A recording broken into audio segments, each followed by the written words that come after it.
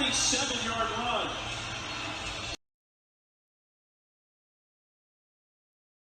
Ready to see what we got? Yeah. Got to go fast, so let's go ahead and start.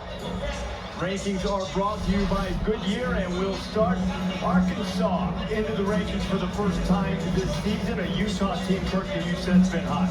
Utah is a team, it's a great example of perseverance. Started off slow, made an adjustment at quarterback, and they have been on fire in recent weeks. So it's good to see them up there where they need to be in the top 25. UTSA ranked for the first time, one of the 4 undefeated teams left in college football. San Diego State and Pittsburgh up 4 spots. San Diego State up a couple. Let's go 16 through 20 now.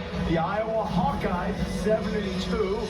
A little bit of a quarterback change, and Purdue, after 2 top 5 wins, jumps in. And they've earned it. I mean, they've earned that right to be there. I mean, look at this. Look at the wins they have can stack up against anybody in all of college football. So Purdue, they should be ranked. Interesting to see Wisconsin, Joey. It's 6-3, climbs 3 spots. Another team like Utah, very different from where they were early to now, stringing together 5 straight wins. Yeah, and Auburn losing to Texas A&M, goes from 13 down to 17. Still a lot of respect for that Texas A&M team.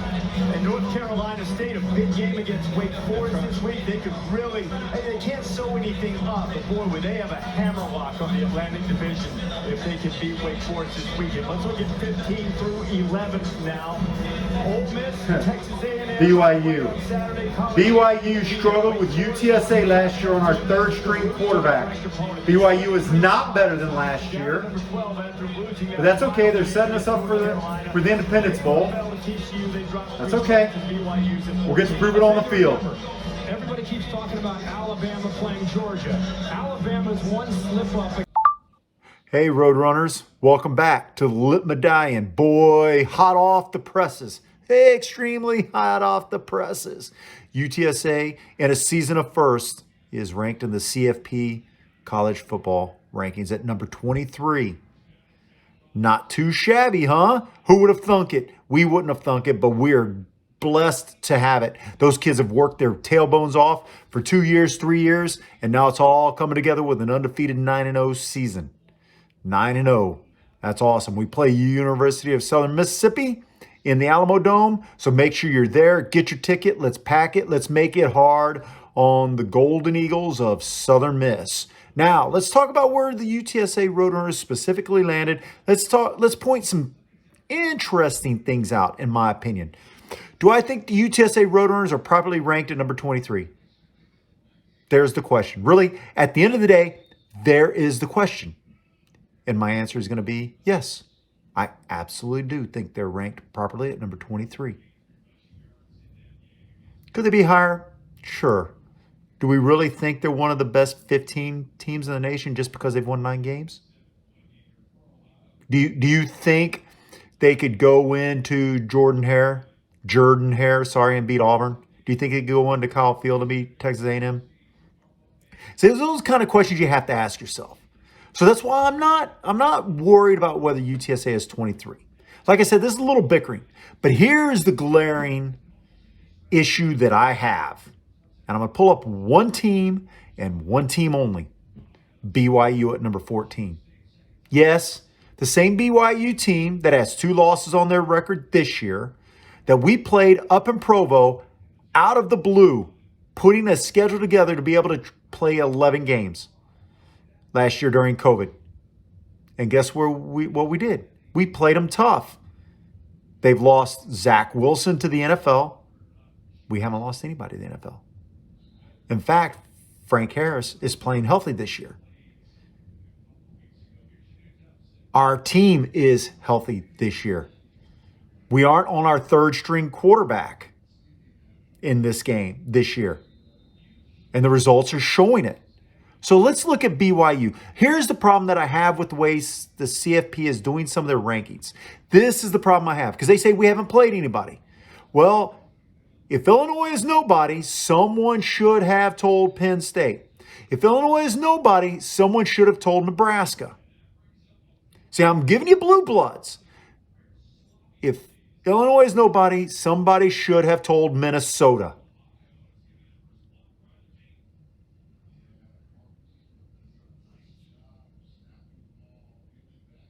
right?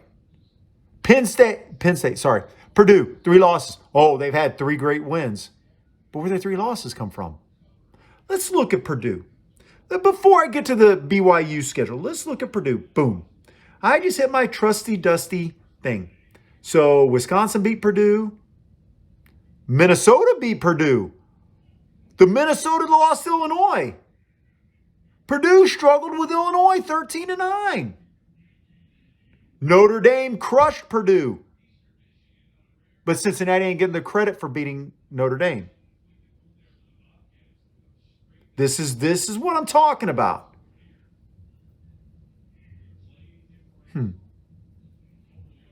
Could UTSA beat Purdue? I think we could. I'd like that. I'd like a shot at them as a UTSA fan. Absolutely. Now, we're done with Purdue. Absolutely done with Purdue. 3 lost Purdue. But hey, let's go to BYU. Let's go to BYU. BYU's first game, 24-16 over Arizona. Arizona just won their first game of the season. Terrible Arizona on the road. They beat Utah, 26-17. Okay. They beat Arizona State. Oh, Arizona State's lost 4 games this year. Now, BYU's one of them, so that means they lost 3 other games so far this year. That's a lot of losses. Ooh. They had USF at home. 35-27. Utah State, 34-20 on the road. Utah State. Ooh, that was a big travel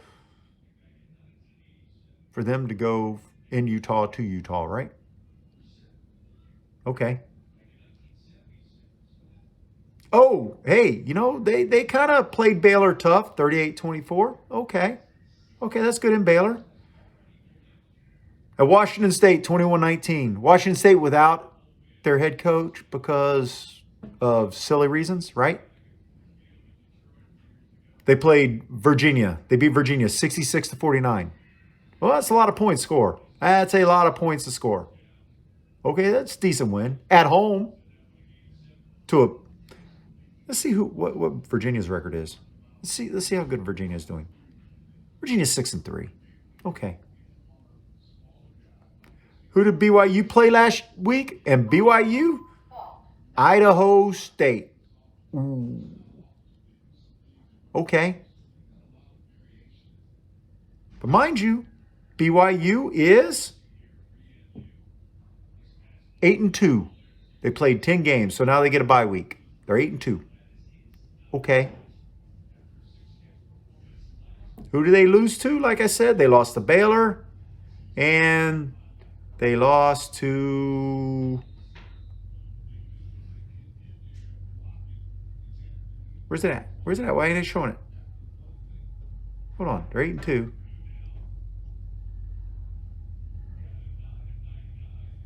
Boise State, 26-17. Okay. And Boise State ain't even ranked.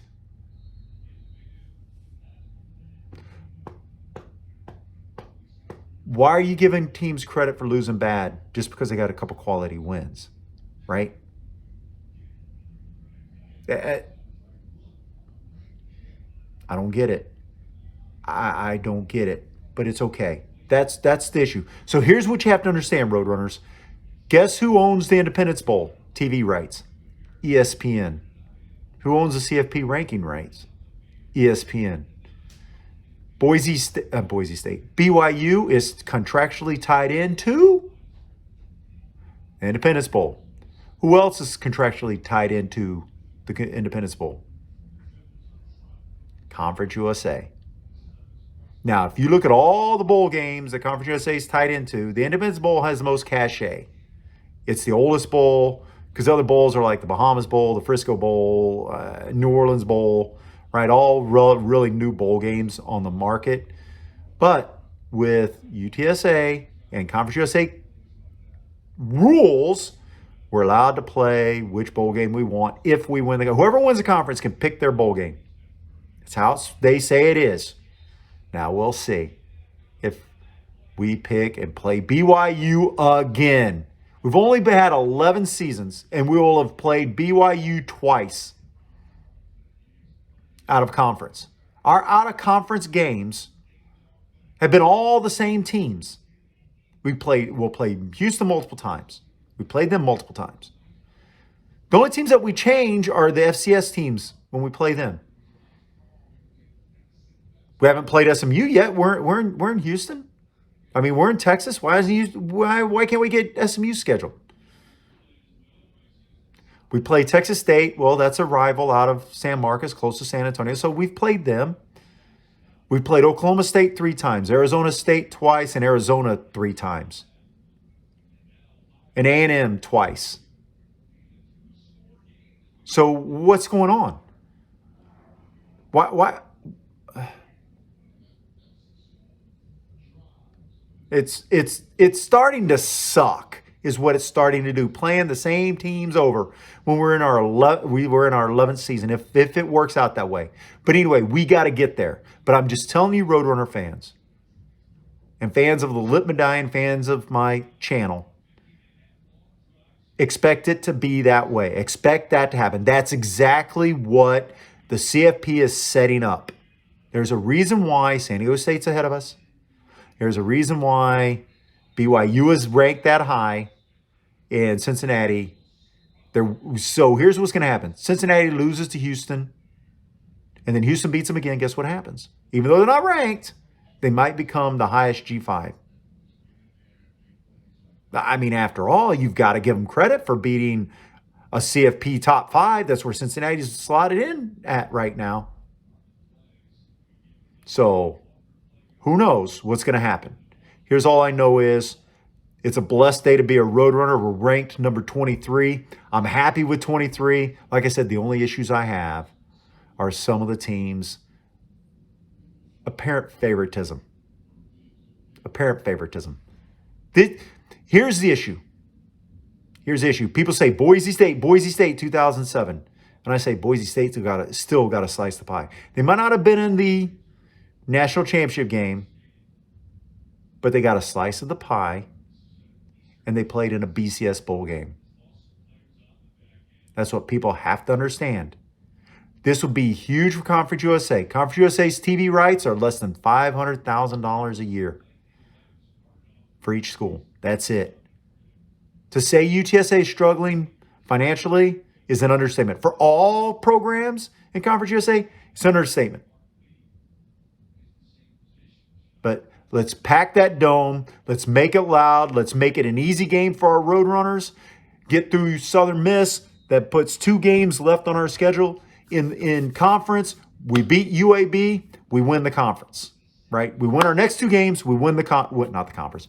Western Division, we play for the conference title, and we host the conference title, right? Let's get it, Roadrunners.